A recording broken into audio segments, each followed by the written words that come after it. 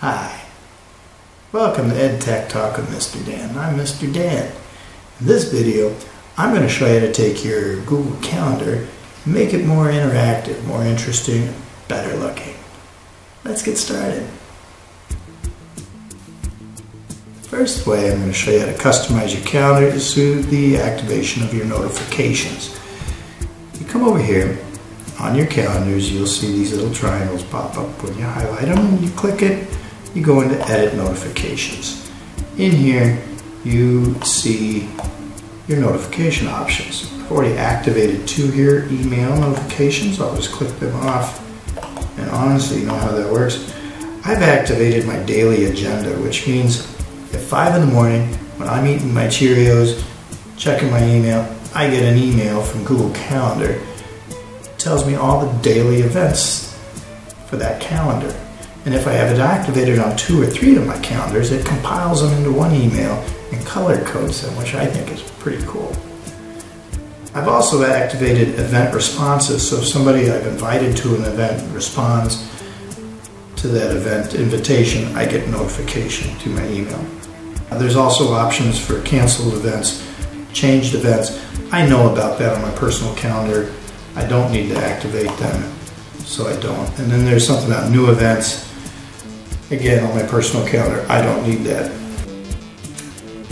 So once I've made all the choices I need to, that I want to make on my notifications, I click Save, and now it's set. The next way to customize your calendar that I'm going to show you is through the use of labs. Now we're talking laboratories, not Labrador retrievers. So we come over here to the gear setting, and you come down to the labs. These are things that they're working on that enhance the calendars. There's about 11 of them, I think, right now. I've played with a few of these that I like. Year view, I'm going to enable that. Background, I've already enabled that. And jump to date is kind of fun, as is the world clock. You can read a description about these things. I don't have time to go into all of them right now, but once you select and you save, notice over here on the right side now these things have popped up. My year view, my jump to date, and my world clock. World clock's kind of cool. You just come in, you pick some cities around the world that you might be interested in, and hit save, and they come up here, and you can get the time immediately without having to count time zones and look at maps or anything like that. Jump to date's kind of cool. You just put in a date, and you jump to it. It shows you the calendar. Year view is similar. If I pick a year, maybe I want to see 2018. Go. Now I see 2018. I click on the day. It takes me to my calendar, and I can edit whatever at that point. Now to deactivate these, I can simply just click on the X's and away they go. I'm going to go back to today. I don't want to look at 2018. And we're back to our regular view. Another way that I'm going to show you how to customize your calendar is through the use of other calendars. Down here are other calendars. If you click on this little icon next to the other calendars, you get some choices here. I'm going to take you to Browse Interesting Calendars. Here we have holidays, which they start with Christian, Jewish, Muslim, and Orthodox holidays. And if you're interested in one, I'm interested in Muslim holidays since I'm in Morocco and I can't keep track of them. I will subscribe to it. Now they will appear on my calendar. And then we have holidays by countries, national holidays, and I'm going to come down to Morocco. It goes all the way down to Vietnam, from Albania to Vietnam, and Morocco's in the middle of here somewhere. There it is. I will subscribe to Moroccan holidays. If you're into sports, you come to sports and they have baseball, basketball, cricket, football, hockey, rugby, and soccer. To show you a look at soccer, they've got leagues, division, championships, cups of all sorts. It goes on and on and on. Different countries, different regions of the world, different leagues. I'm not going to activate any of those, but I will come over to more. Here we have phases of the moon. I like that one. And for all you Star Trek fans, there's star dates, which we will subscribe to just for the fun of it. Now you don't have to hit save on these. Once you're subscribed, you are committed to them, at least temporarily. Here we go, we have star dates. You see all these purple star dates? Every day gets a star date. Isn't that nice? It's a bit much, so I'm going to just click it off. And now they're gone. Phases of the moon, if you look over here, I can see there was on the 13th, it's the last quarter moon, new moon, on the 20th, 27th, first quarter. That's kind of cool to have. I don't believe there's any Moroccan or Muslim holidays in this month, but maybe next month. I think if we jump over to May, we can see a couple holidays in Morocco. Labor Day, and clicking on and off. That's May 1st, and there's something on the Saturday the 16th, and that's a Muslim holiday. So that's some cool stuff with other calendars. Makes your calendar more informative. Now there's another way to improve your calendars. There's a lot of ways. And what I'm showing you today is not all of them, by the way. These are just some of the ones that I like. If we come in here under Settings, we can find a few other ways to customize the calendar. One way down here is to show your weather on the calendar, get a little forecast.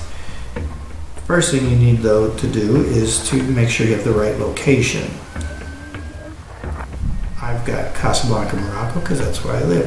If you want to track some other part of the world where you don't live, it doesn't matter, just put that city and state or city and country in, or the zip code, and it will fetch the weather for that area. Now, you also need to come underneath that and click on Show Weather based on my location. I've got Do Not Show Weather selected right now. I need to change that to Celsius or Fahrenheit. I'm still stuck in Fahrenheit, so I'm going to show you. I want my weather in Fahrenheit. Now when I go back, do I have to save? Yes, I do. Save here. Now I get one more calendar over here, weather. And I'm going to activate it, make sure it's on, and I'm going to come back to the current month because it's only a 4-day forecast. So you get starting on the day, which was a very nice day, 73 degrees on March 7th. And then for the next 4 days, I have a little weather icon in the corner here indicating the cloud cover, and if you hover over it, you get the highs and lows in degrees. Fahrenheit in my case. Looks like we have some nice weather coming up here for the next few days. Looks good. Now, going back to settings, there's one more thing I want to show you. And if you remember back, I activated the background under Labs, and that gives you this extra little piece under Settings, this extra little option here, and it's called the Calendar Background, and you have to enter an image URL here. If you have your own personal image on your hard drive that you want to put there, you could upload it on your Google Drive, publish it, get a URL, and paste it in there. But I haven't done all that. I'm just going to come into, I'm going to go to google.com,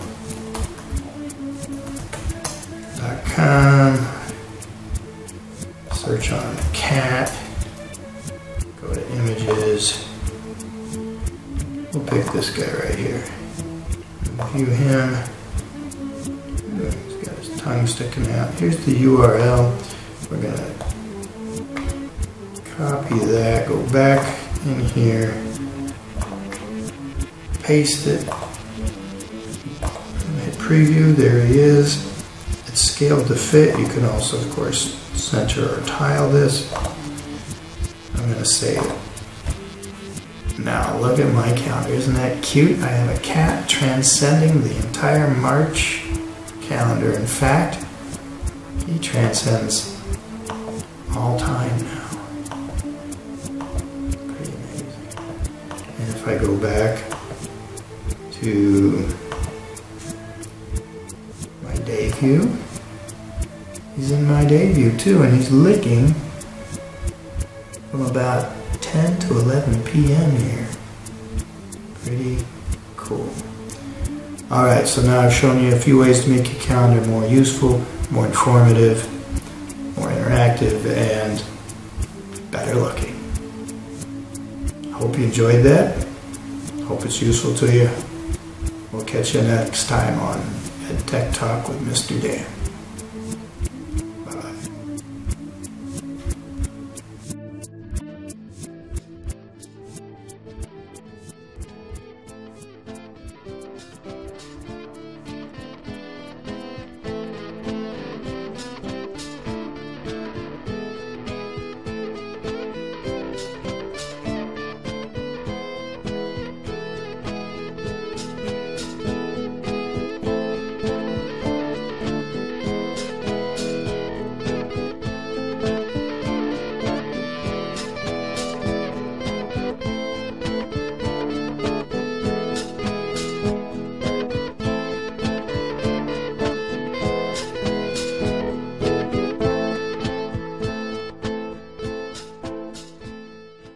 Hi, this is Ed Tech Talk with Mr. Dan. I'm Mr. Dan.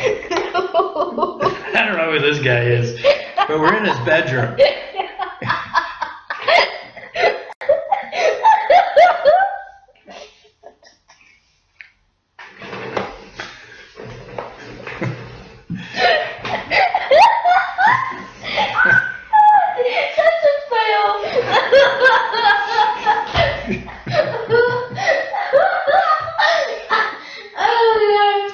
And I'm going to show you how to modify your calendar, your Google Calendar that is, so that it's more interesting, more interactive, and let's get started right now.